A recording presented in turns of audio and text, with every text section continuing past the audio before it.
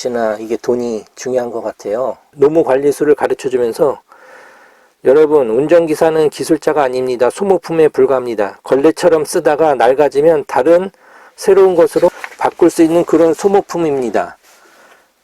거리에 나가면은 발끝에 치이는 게 다 운전사들입니다. 취업난이 극심한 요즘에 운전사는 얼마든지 구할 수 있습니다. 그들에게 기술자 대우를 해주지 마십시오. 철저하게 소모품 취급을 하십시오. 인간적으로 대우해주면 기어오르려고 덤비는 것이 바로 그들의 근성입니다. 나는 더 이상 참지 못하고 벌떡 일어나 강사에게 따지듯이 물었다. 운전사도 인간입니다. 기술자에게 이전에 인간으로서 존중해줘야 하는 것이 마땅한 것 아닙니까? 어떻게 인력이 남아돈다고 해서 인간을 소모품 취급할 수 있습니까? 장례는 나의 돌발적인 발언으로 일순간 썰렁해졌다. 어디에서 이맛박에 피도 안 마른 풋내기가 주제넘게 나서냐는 식으로 조롱과 비아냥거림이 귓전에 들려오기 시작했다. 당시에 택시업계는 완전히 썩어 있었다. 택시 경영자란 사람들이 어떻게 하면 업자들끼리 공동 보조를 맞춰 더 많은 돈을 벌까 하는 궁리에만 여념이 없었다. 기계나 설비에 투자하는 것보다 인간에 대한 투자를 먼저 하는 것이 결국은 회사를 잘 경영하는 것임을 그들은 몰랐던 것이다. 택시업을 하면서 내가 제일 듣기 싫어하는 말은 운전사를 기름쟁이니 가마꾼이니 하며 멸시하는 말이었다. 그 책임은 모두 경영자에게 있었다. 경영자가 공부하지 않고 사원들에게도 공부를 시키지 않기 때문에 당연히 사회적으로 무시를 당하는 것이다. 이것은 운전사를 소모품 취급하면서 회사의 매출이나 올리겠다는 경영구조 하에서는 도저히 해결될 수 없는 문제였다.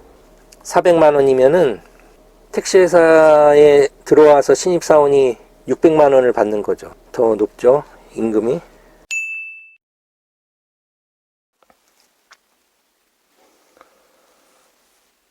카카오 벤티 월 수입 공개.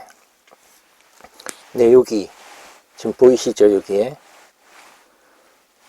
제가 지난번에 월 수입 벤티 수입이 어느 정도나 되나 이렇게 영상을 하나 올렸더니 굉장히 많이 조회를 하셨어요. 역시나 이게 돈이 중요한 것 같아요. 근데 자세하게 이렇게 액수를 못 올린 이유가 한두 달밖에 일 안 해보고 수입을 공개하는 게 좀 그렇잖아요. 좀 오래 해갖고 어느 정도 평균치가 나와야 되는데 그 달에만 못 볼 수도 있고 처음 시작해서 못 볼 수도 있고. 근데 지금 한 4개월 정도 되니까 그냥 평균이 나오네요. 월 매출 400 정도. 400만 원 안팎. 첫 달에는 처음이라서 적은가 보다 했는데, 그리고 2월은 구정이 설날이 껴가지고 적은가 보다 이렇게 했는데 3월 4월 해보니까 이 정도 되고요. 한 달에 한 300시간 정도 했는데 낮 시간 껴서 일했어요. 3, 4월은 낮에도 일하고.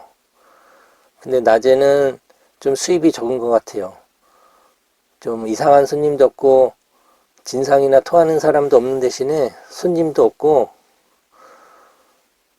좀 요금도 낮고 그래갖고 수입이 적어요, 낮에 일하면. 그래서 이제부터는 야간 위주로 일하려고 그래요. 야간에 밤을 새워서 일하려고 하거든요. 그러면 매출이 더 올라가겠죠, 아무래도. 근데 이 정도 매출을 올리면 순수익이 어느 정도 되냐면은 카카오의 10% 수수료 400만 원이면은 10% 수수료 40만 원 떼고 유류비, 차할부금, 뭐 보험료 이런 거 다 떼면은 순수익이 한 달에 150만 원 정도예요.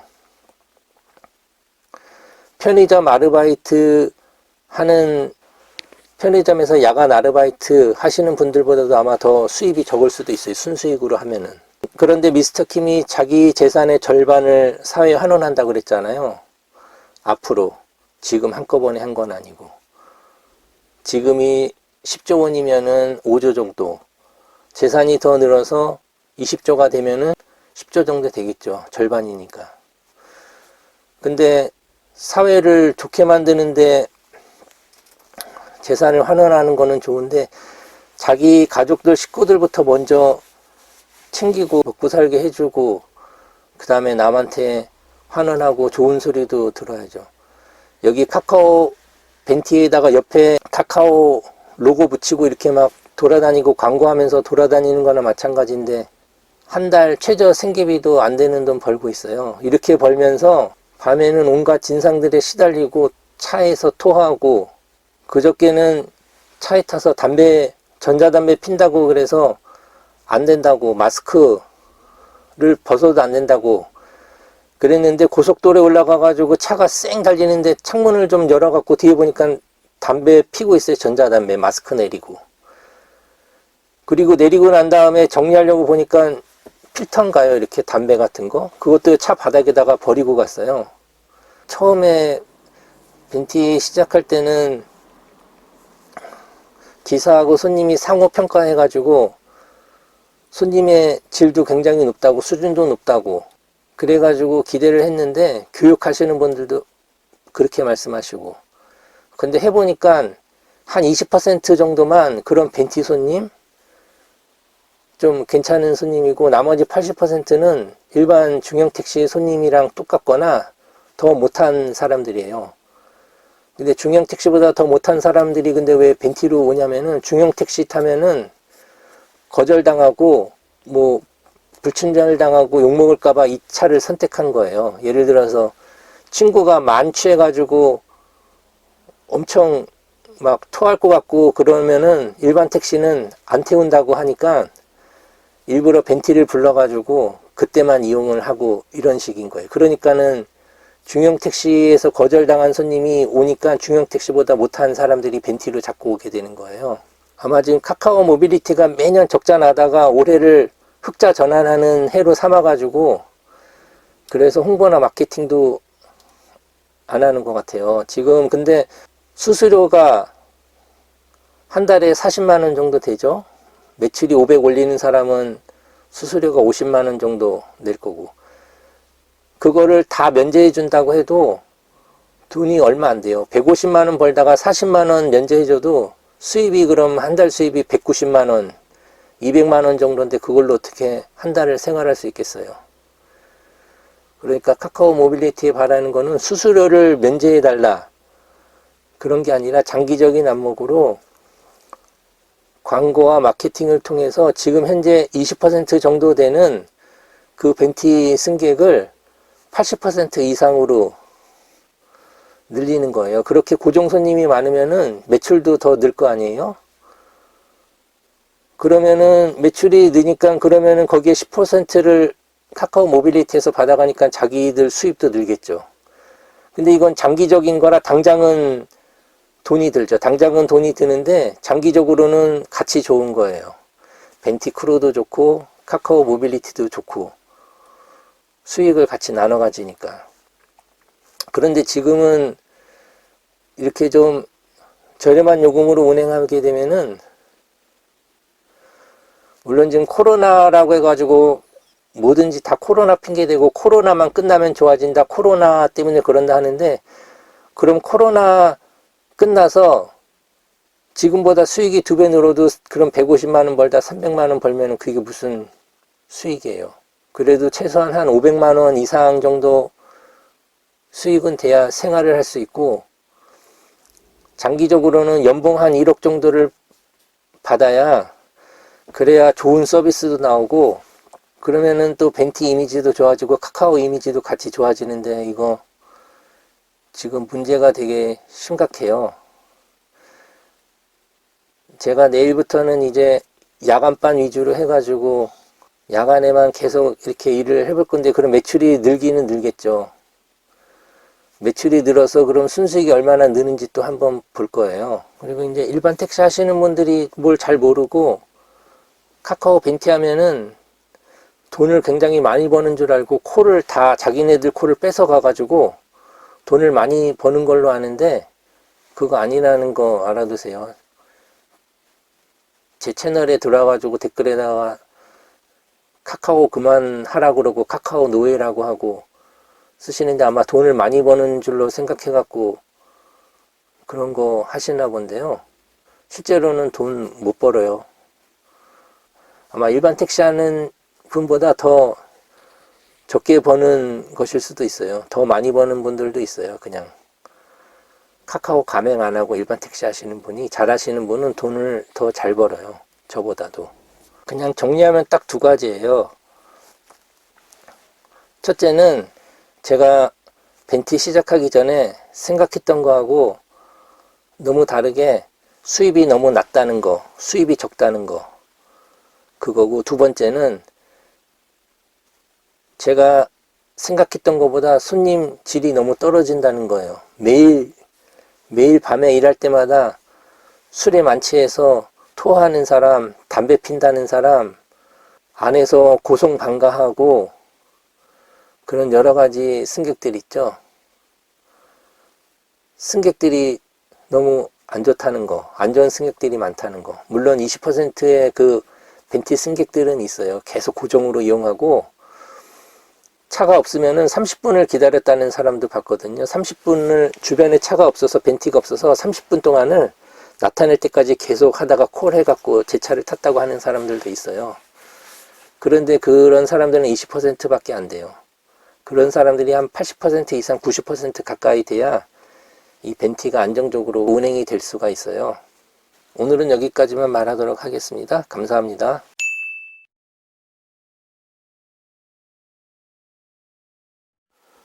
제가 지금은 고인이 되신 일본 교토에 있는 MK택시의 유봉식 회장님, 저희 제1교포죠. 그분의 자서전 하나 소개시켜 드릴게요. 1928년 경남 김해에서 태어나서 일본으로 가서 처음에는 주유소 사업하다가, 처음에는 식당도 오사카에서 했었는데 그 사업 실패하고, 그러다가 주유소 하다가 택시회사, 처음에 열대 택시로 사업을 시작했다고 했죠. 이렇게 하신 분이에요. 일본 사람들한테 존경 많이 받으신 분. 네. 그 다음에 식당을 하다가 경영하다 실패하고 두 번째로 하게 된 사업이 니가이 주유소인데요. 니가이 석유가 부도가 나니까 그거를 인수해가지고 경영을 시작했어요. 그래가지고 좀 경영을 잘 했는데, 이렇게 보면은 기름이 불티나게 팔렸다 그랬죠. 경영을 잘 해가지고 다시 이렇게 주유소를 살렸는데, 또 하나 큰 주유소가 잘 되는 계기가 생겨요. 깊은 밤에 막 잠자리에 들려고 하는데 누군가 가게 문을 두드렸대요. 늦은 시간에 죄송합니다. 석유 휘발유 5갤런만 파실 수 없을까요? 어떤 신사가 이렇게 찾아와가지고 했는데, 혹시라도 거절할까봐 걱정스러운 눈빛이었는데, 천만의 말씀입니다. 저희 가게를 찾아주셔서 오히려 고맙습니다. 차는 어디에 세웠나요? 차가 기름이 떨어져서 2km나 떨어진 곳에 있었대요. 근데 휘발유를 자전거 뒤에다 싣고 거기까지 배달해 줬대요. 직접 이 사장님이, 유봉식 회장님이. 기름값으로, 일본 사람들은 원래 팁을 안 주는데 1,000엔짜리 지폐를 주고 봉사료도 받으라고 그래서, 손님 봉사료는 필요 없습니다. 기름값에 봉사료가 다 포함되어 있습니다. 혹시 잔돈이 없어서 그러면은 나중에 보내시면 됩니다. 안녕히 가십시오. 그런데 이 신사가 교토의 재계를 대표하는 교토물산의 고이케 사장이었대요. 그러면서 그분이 친절에 감탄했다고 하면서 교토물산에서 사용하는 모든 기름을 니가이 석유에서 구매하겠다고. 그렇게 해서 주유소 사업이 잘 돼가지고 주유소를 여러 개 경영하게 돼요. 그 다음에 이제 택시회사를 인수하게 돼요, 이분이. 열대 인수해가지고 새로 시작했는데, 택시 경영자들을 대상으로 한 이런 강습회 같은데 찾아다녔는데, 거기서 충격적인 말을 들었대요. 한 택시 경영자, 베테랑 경영자가 이런 말을 했대요. 노무관리술을 가르쳐주면서, 여러분, 운전기사는 기술자가 아닙니다. 소모품에 불과합니다. 걸레처럼 쓰다가 낡아지면 다른 새로운 것으로 바꿀 수 있는 그런 소모품입니다. 거리에 나가면은 발끝에 치이는 게 다 운전사들입니다. 취업난이 극심한 요즘에 운전사는 얼마든지 구할 수 있습니다. 그들에게 기술자 대우를 해주지 마십시오. 철저하게 소모품 취급을 하십시오. 인간적으로 대우해주면 기어오르려고 덤비는 것이 바로 그들의 근성입니다.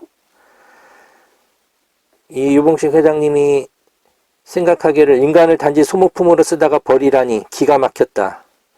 그것은 그때까지 살아오면서 한 번도 들어보지 못한 회개망측한 논리였다. 그런데 그런 이야기는 어느 강습회를 가든 똑같이 듣게 되는 내용이었다. 그러던 어느 날 나는 더 이상 참지 못하고 벌떡 일어나 강사에게 따지듯이 물었다. 운전사도 인간입니다. 기술자에게 이전에 인간으로서 존중해줘야 하는 것이 마땅한 것 아닙니까? 어떻게 인력이 남아돈다고 해서 인간을 소모품 취급할 수 있습니까? 장내는 나의 돌발적인 발언으로 일순간 썰렁해졌다. 곧이어 어디에서 이맛박에 피도 안 마른 풋내기가 주제넘게 나서냐는 식으로 조롱과 비아냥거림이 귓전에 들려오기 시작했다. 그 이후로는 강습회에 나가지 않았대요. 말도 안 되는 얘기를 듣기에는 시간이 너무 아까워서. 당시에 택시업계는 완전히 썩어 있었다. 택시 경영자란 사람들이 어떻게 하면 업자들끼리 공동 보조를 맞춰 더 많은 돈을 벌까 하는 궁리에만 여념이 없었다. 이렇게 해서 이분이 택시 회사를 경영해 보니까 진짜로 그런 일이 생긴 거예요. 정말 갑자기 무단 결근이나 이렇게 하는 사람이 많다고 들었는데 실제로 자기 회사에 무단 결근하는 사람이 있어가지고 가정 방문을 했대요. 했더니 그 당시에 일본이 전후에 경제가 굉장히 어려워가지고 가정 방문을 해갖고 그 기사를 찾아가 보니까 안녕하십니까 사장님 오셨어요 해가지고 들어갔더니 부엌이 있고 방 한 칸에 아이들 여러 명 있고 부모님까지 모시고 사는 집이에요. 근데 주로 택시는 야간에 운전을 하니까 아이들이 낮에 막 시끄럽고 식구들도 낮에 깨어 있으니까 낮에 자야 되는데 잠을 못 자잖아요. 그래서 잠을 못 자가지고 출근을 못 한 거예요. 무단 결근을 한 이유가. 그래서 그것을 보고서 기숙사를 지어줬어요. 독신자 기숙사도 있고 결혼한 사람들은 약간 좀 큰 집 2층으로 1층하고 2층 있는 집 별도로 그 다음 옆에 또 1층 2층 별도.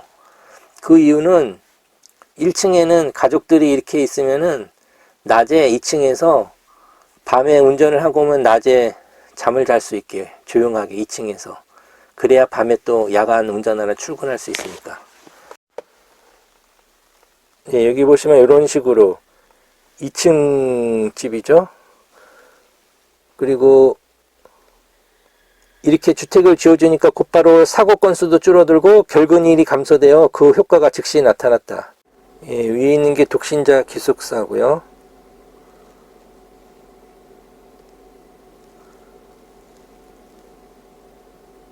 아래쪽은 단독주택이죠.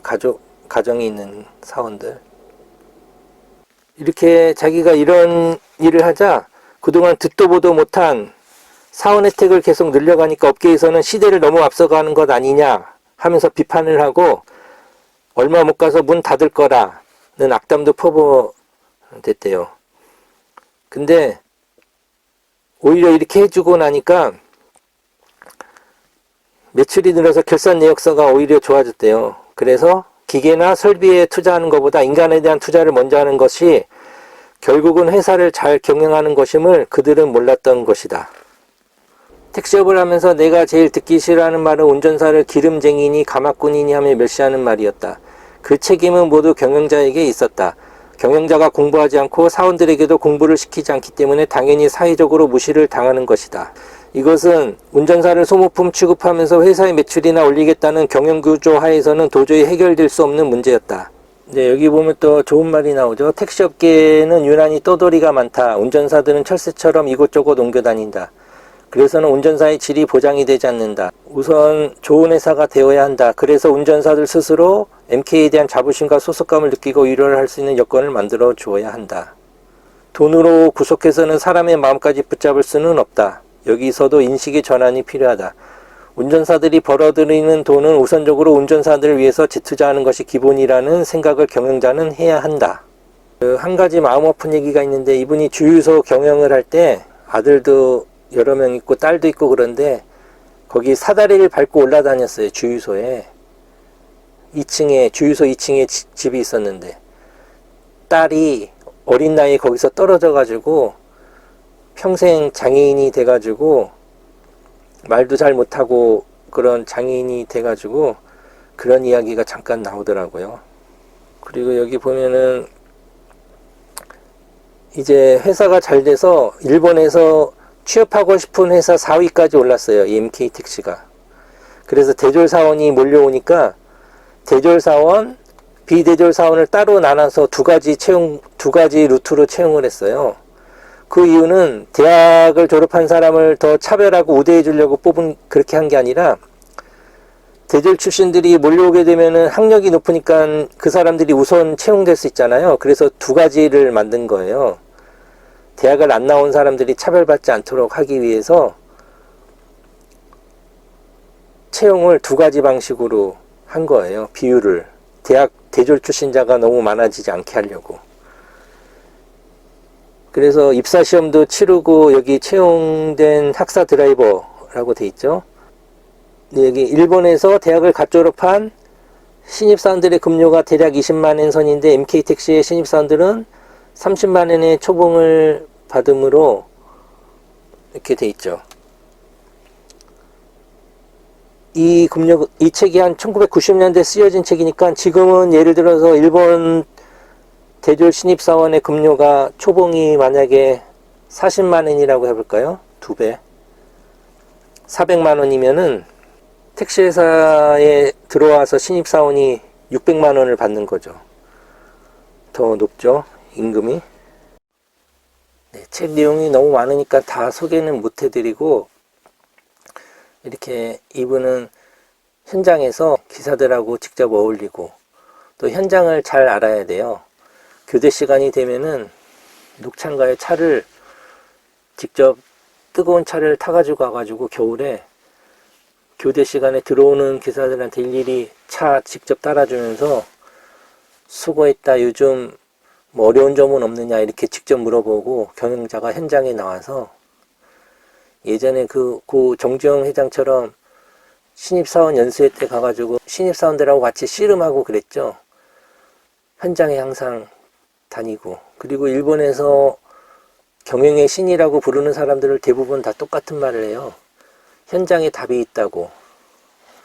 현장을 잘 알아야 된다고 해서 현장, 혼다의 창업자, 혼다 소이치로 이 회장도 항상 그 현장에 있었어요. 연구소에서 일반 사원들하고 같이 연구를 했는데, 회장이라는 직함이 있으면은 직원들이 자기를 어렵게 생각할까봐 자기 이름을 회장이라고 안 하고 그냥 연구소장인가? 이런 걸로 이름을 바꿔가지고 하여튼 호칭을 바꿔서 편하게 부를 수 있게 해서 거기서 같이 일반 사원들하고 어울려서 같이 연구하고 이런 일을 했었어요. 혼다 소이치로 그 회장도. 어쨌든 이런 훌륭하신 경영자가 세상을 떠났는데요. 요즘 시대에도 이렇게 좋은 경영자가 있었으면은 좋겠다는 그런 생각이 듭니다. 훌륭한 경영자들이 계속 많이 나왔으면 좋겠어요.